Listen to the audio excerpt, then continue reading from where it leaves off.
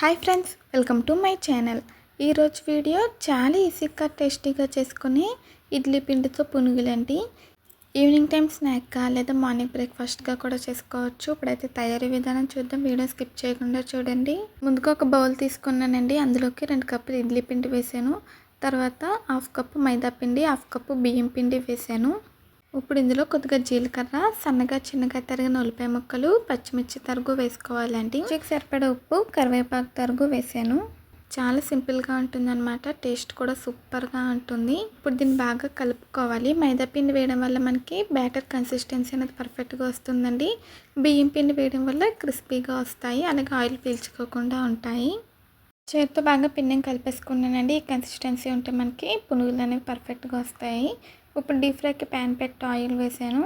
Oil బాగా heat అయిన తర్వాత మీడియం ఫ్లేమ్లో పెట్టేసుకుని కొద్దిగా పిండి మిశ్రమం తీసుకొని పునుగులు అయితే వేసుకోవాలండి. ఇలా ఇక్కడ చూపించిన విధంగా చిట్టి పునుగులు ఆయిల్కి తగినన్ని అయితే వేసుకోవాలి. వేసుకొని మీడియం ఫ్లేమ్లో పెట్టుకొని ఫ్రై చేసుకోవాలండి. అప్పుడే మనకి లోపల వరకు బాగా ఉడుకుతుంది, పైన క్రిస్పీగా వస్తాయి, టేస్టీగా ఉంటుంది. మీడియం ఫ్లేమ్లో పెట్టి ఇలా అన్ని సైడ్స్కి కూడా తిప్పుకుంటూ మంచిగా గోల్డెన్ కలర్ వచ్చేంత వరకు వేయించుకోవాలి. కొద్దిగా కలర్ వచ్చేయండి, ఇంకొంచెం ఫ్రై అవ్వాలి. నేను ఫ్రై అయిపోయాక చూపిస్తాను. ఇలా అన్ని సైడ్స్కి తిప్పుకుంటూ ఈవెన్గా కలర్ వచ్చేంత వరకు వేయించాను. చూడండి, ఈ కలర్ వస్తే సరిపోతుంది. ఇప్పుడు టిష్యూ ప్లేట్లోకి అయితే తీసుకున్నానండి.